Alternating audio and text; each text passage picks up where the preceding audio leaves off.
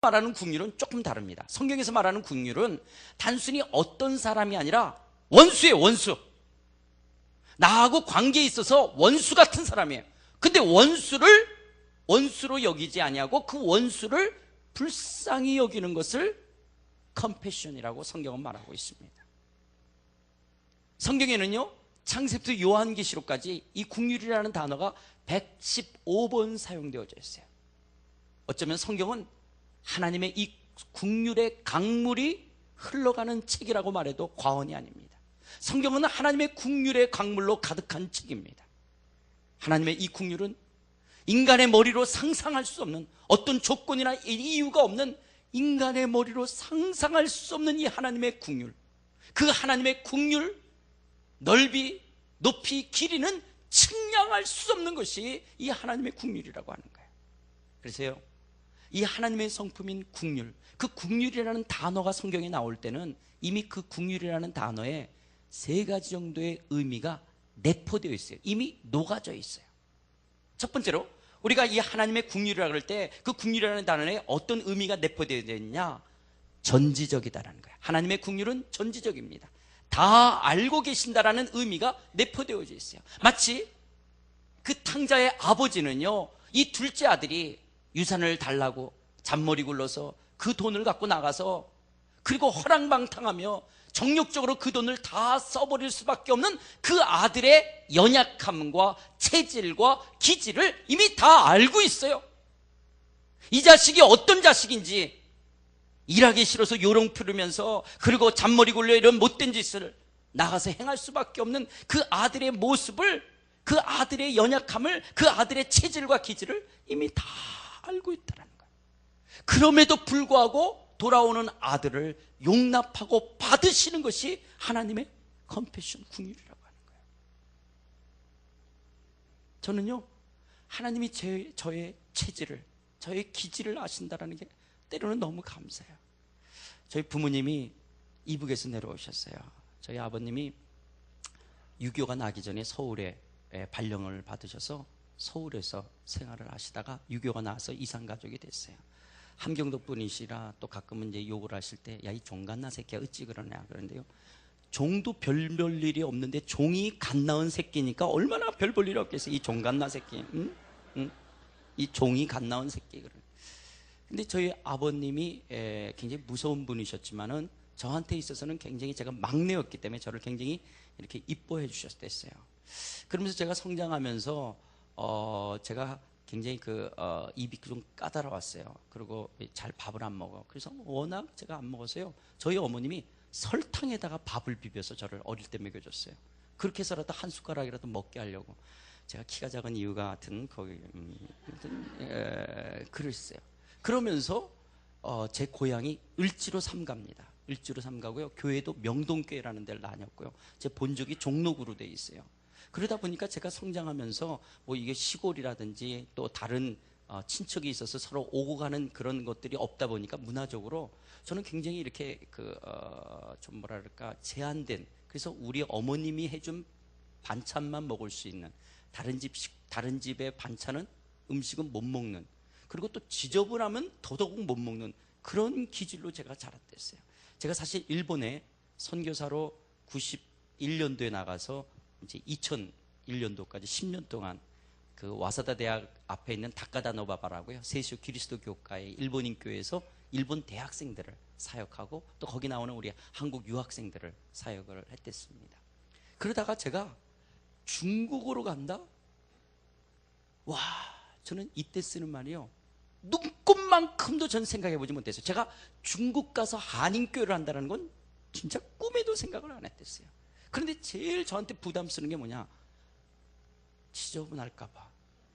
사실 저는 일본도 닭광하고 우동은 먹을 수 있고 그래도 좀 깨끗할 것 같아서 제가 사실은 시작이 된 게 일본 선교였거든요.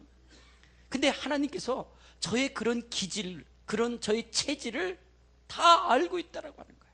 뿐만 아니라 저의 내면에 내가 어떤 자인지를 다 알고 있음에도 불구하고 하나님이 저를 용납하신다는 거예요. 그래서요, 시편 103편 12절에서도 14절에 보시면요, 동이 서에서 먼 것 같이 우리 죄가를 우리에게서 멀리 옮기셨으며 아비가 자식을 불쌍히 여긴 것 같이 여호와께서 자기를 경외하는 자를 불쌍히 긍휼히 여기시나니 이는 저가 우리의 체질을 아시며 우리가 진토임을 기억하십니다. 저가 우리의 체질을 아시며 우리가 먼지뿐임을 기억하신다는 거예요. 하나님이 여호와를 경외하는 자를 긍휼히 여기시는데 우리가 그렇게 깨어지기 쉬운 항아리와 같은 진토, 먼지와 같이 날아갈 수밖에 없는 그런 가벼운 먼지 같은 존재임을 기억하신다. 우리의 체질을 아신다라고 하는 거예요. 여러분의 체질을, 여러분의 연약함을, 여러분의 기질을 다 알고 계심에도 불구하고 여호와를 향하여 나오는 자를 하나님이 우리를 긍휼히 여기시는, 우리를 용납하시는, 이것이 바로 하나님의 긍휼이라고 하는 거예요. 두 번째로 하나님의 긍휼은요, 무조건적입니다. 조건이 없다라는 거예요. 나의 있는 모습 그대로 받아주시고 안아주시는 조건이나 이유가 없는 것이 바로 하나님의 긍휼이라고 하는 것입니다. 여러분, 이 누가복음 15장 20절에 보면 탕자가 아버지 앞에 와서 내가 하늘과 아버지께 죄를 얻었사오니 지금부터는 아버지의 아들이라 일컬음을 감당치 못하겠다라고 죄를 고백하니까 아들아, 이미 다 지나간 일이야, 괜찮아, 내가 너를 용서할게. 그리고 긍휼히 여겨 그를 받아준 것이 아니에요. 지금 아들은요, 돼지똥 냄새 푹푹 내면서 거지가 돼서 고개를 푹 숙이고 오고 있는 거예요. 아버지의 얼굴을 지금 보지도 못했어요. 그런데 아버지가 먼저 보고 달려가서 아들의 목을 끌어안고 입을 맞추는, 아버지 쪽에서요, 이놈이 내가 지금 이렇게 용서해주고 받아주면 내가 늙었을 때 효도하고 나한테 잘할 것이다, 이런 계산하는 것이 아닌, 아직 죄를 말하지도 않았는데, 죄를 고백하지도 않았는데 아버지가 먼저 뛰어가서 끌어안고 받아주시는, 입을 맞추고 받아주시는, 인간의 머리로 상상할 수 없는 조건이나 이유가 없는 이 하나님의 성품의 마음이 바로 컴패션, 긍휼이라고 하는 거예요.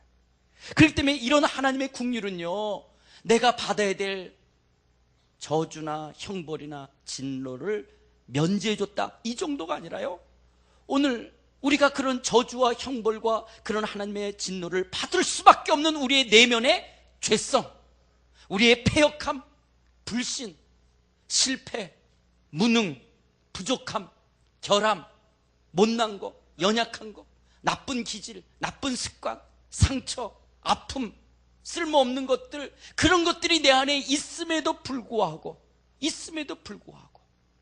우리를 있는 모습 그대로 그냥 안아주시고 받아주시는 것이 하나님의 컴패션, 긍휼인 줄 믿습니다. 세 번째로 하나님의 긍휼은요, 넉넉합니다. 다함이 없다는 거예요. 넉넉하다는 거예요. 우리가 하나님의 긍휼이 넉넉하다, 다함이 없다는 것을 어떻게 알 수 있느냐, 성경에 보면요, 이 긍휼이라는 단어가 나올 때 앞뒤에 수식어들이 붙어요. 자, 오늘 읽은 에베소서 2장 4절에 보면 긍휼에 뭐 하신 하나님이? 긍휼이 풍성하신 하나님이라는 거예요. 하나님의 긍휼이 풍성하다라고 하는 거예요. 또 베드로전서 1장 3절에 보면요, 아버지 하나님이 그 많으신 긍휼대로, 그 많으신 하나님의 긍휼이 많다라고 하는 거예요.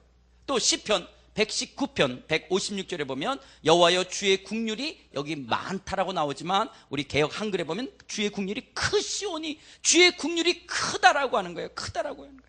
또 예레미야 애가 3장 22절에 보면 여호와의 자비와 긍휼이 무궁하심으로, 끝이 없이 무궁하심으로 우리가 진멸되지 아니합니다. 그렇습니다. 여호와의 긍휼은요, 풍성하고 많고 크고 끝이 없다라고 하는 거예요. 그냥 우리 한국 사람들이 3번 용서하죠. 너 3번까지는 봐줘. 그러다가 더 이상 긍휼히 여길 수 있는 것이 내가 없는, 다 떨어져 버리는 그런 것이 아닌, 그래서 조금밖에 없는 것이 아닌, 또 긍휼히 여기는데 이 정도까지는 내가 긍휼히 여기지만 더 크게 긍휼히 여길 수가 없는 그런 어떤 조금, 그래서 샘물처럼 쩔쩔쩔쩔 흐르는 그런 긍휼이 아니라 하나님의 긍휼은요, 폭포수처럼 콸콸콸콸 우리에게 쏟아붓는 것이 하나님의 긍휼이고요, 그것을 다함이 없도록, 끝이 없도록 우리를 긍휼히 여기신 것이 하나님의 컴패션, 이 긍휼이라고 하는 거예요. 그러나 하나님이